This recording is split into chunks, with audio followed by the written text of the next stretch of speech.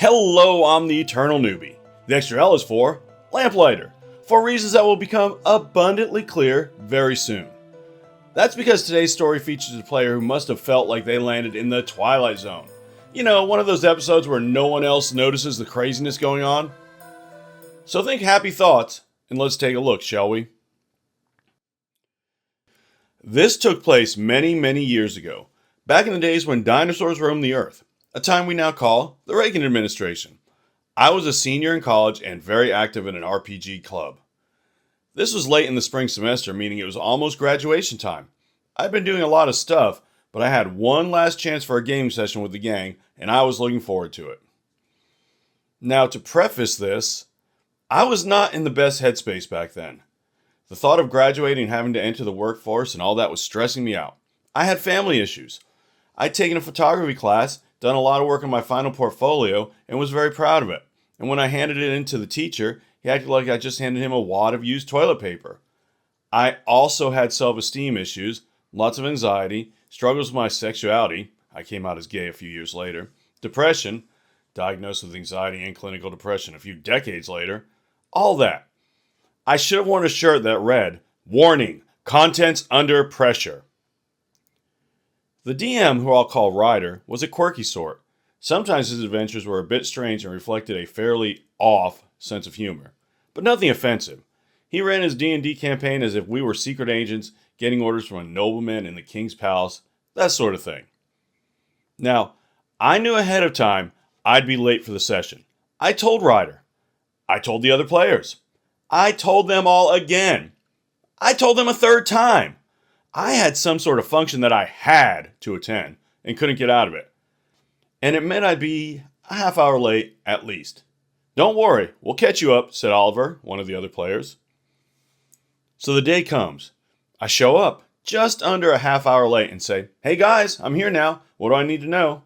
Ryder and Oliver and the others all informed me that we were investigating a town where something evil was afoot. "Anything I should know in particular?" I asked. "Nope," was the reply. "Okay then."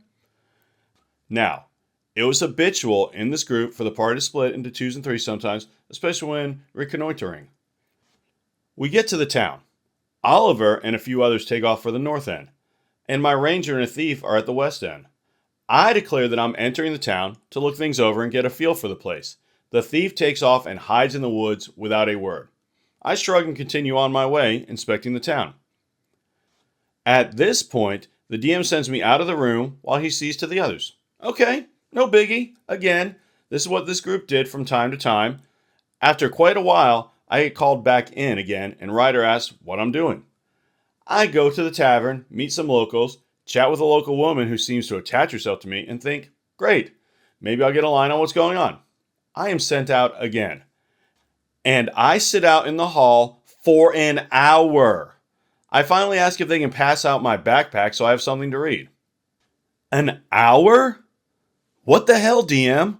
Why would you leave a player out for an hour? And even worse, remember, this is before the days of cell phones. That'd be considered cruel and unusual punishment nowadays. Did he owe the DM money? You know what? Maybe I'm overreacting. I mean, maybe the DM just did it, this one time. Okay, 2 times. Then he called the player back in, got the party back together, and a good time was had by all. Yeah. And maybe monkeys will fly out of my butt. In real life, I mean, not in game. Because, that's already happened. Twice. I'm sent out to the hall again, where I sit for 2 hours. Every so often, one of the players would come out and keep me company while they were separated, but they wouldn't tell me what was going on, which I respected. I managed to send in word that if I wasn't called back within the next 15 minutes, I was leaving. I was very annoyed at this. What was going on? About 10 minutes later, I get called in. Oliver has managed to get a message to me along the lines of, "Meet us at the large oak tree at the east end of town when the moon rises tomorrow." Great! I tell Ryder I'm going off to the meeting point to wait. He gets an odd look on his face, then sends me out into the hallway again. I'm out there for about a half hour longer, then called back in to ask what I was doing. And it turns out nobody showed up at the rendezvous. "But I did what the note asked," I said.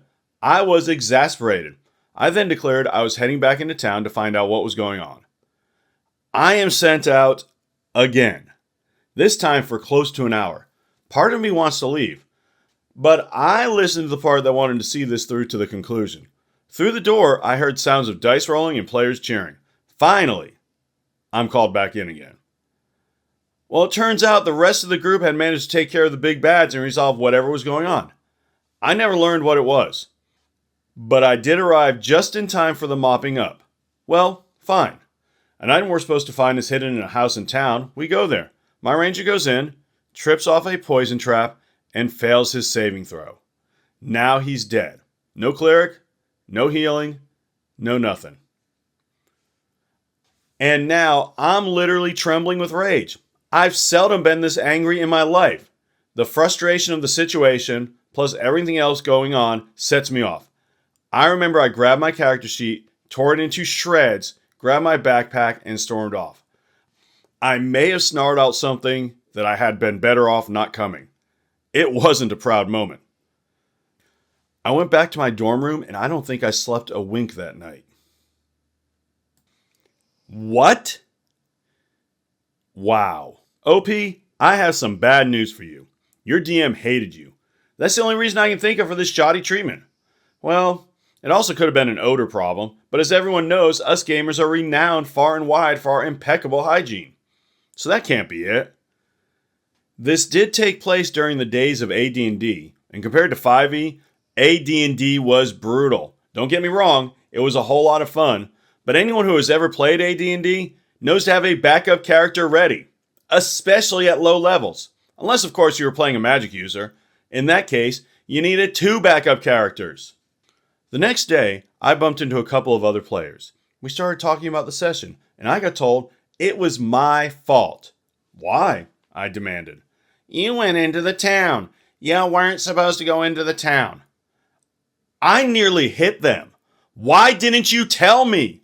And they just shrugged, diffidently. You weren't there for the briefing, one whimpered, but I countered with, yes, I knew I was going to be late. I told everyone I was going to be late, and when I showed up, I asked if there was anything I needed to know. Why didn't you tell me then? They just shrugged again. The day after that, Oliver hunted me down and berated me, saying I owed Ryder and the rest of the group an apology for my rudeness in tearing up my character sheet and storming out the way I did. I told him I was owed an apology for no one telling me we weren't supposed to go in the town. And I was owed an apology for being made to sit in the hallway for almost the whole session and Ryder not trying to fix the situation. And I was owed an apology by the thief for not saying anything or trying to stop me when I walked into the town. And I was owed an apology for nobody showing up at the meeting point. Oh, you weren't supposed to actually go there. We thought you'd just come into town, he said, giving some elaborate reasoning that they were afraid the message would be intercepted, that they assumed I'd be eager to join them, that I wasn't supposed to take it literally, etc. As I realized later, Oliver was a terrible overthinker. Even so, I asked, why didn't anyone tell me we weren't supposed to go into the town? Why didn't anyone stop me? Why didn't Ryder stop the game to remind me? Oliver totally ignored my questions and berated me again for ripping up my character sheet. We could have figured out how to resurrect him in the next session. Hello? I'm graduating in a few weeks. I'm never going to play in this game again. We've talked about this. You know I'm going away. You know this was my last session with the group. Oh, he said, a bit deflated, but then went back to fussing at me for being rude. I told him to buzz off. Never really spoke to Ryder again. I keep thinking he could have called a timeout and filled me in on everything and was disappointed that he didn't. Kind of a happy ending, though. Some years later, Oliver and I met and started reminiscing about the old days. He talked about Ryder's games, and I reminded him of that session, which really left a seriously bad taste in my mouth. Oliver looked a little ashamed. That wasn't your fault at all. We all really let you down. You shouldn't have had to go through that.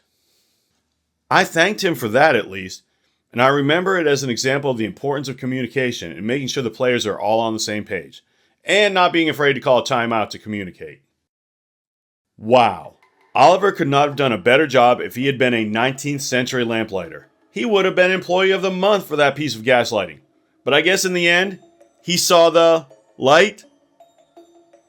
Saw the light? Get it? Because he's Okay, I'll stop now. Personally, I don't think OP did anything wrong, and even his dramatic exit was warranted. I would have flipped the table Francis style. Remember Francis? Back when we all thought Boogie was a good guy? But enough from me. What do you think? I would love to hear your opinions in comment form, or perhaps even a like, or even a sub. In any case, thank you so much for watching, and especially for making it to the end. And remember, as always, play your character. Don't let your character play you.